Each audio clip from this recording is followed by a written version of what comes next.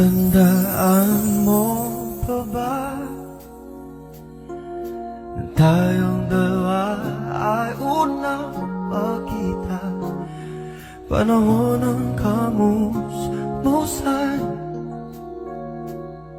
sa piling ng mga bulaklak at halaman. Doon tayo nagsimula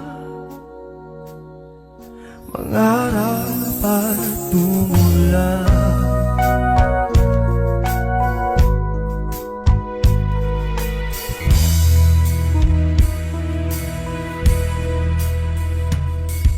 Natatandaan mo pa ba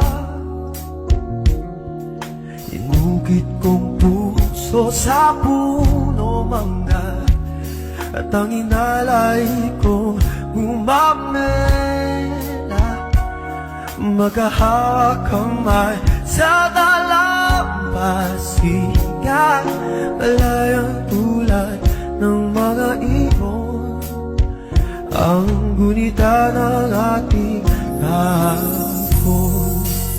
Ang mga puno halaman ay kabiyak ng ating gunita. Sa paglipas ng panahon, bakit kailangan din lumisan? Panapanahon ang pagkakataon, may babalik ba ang kahapon?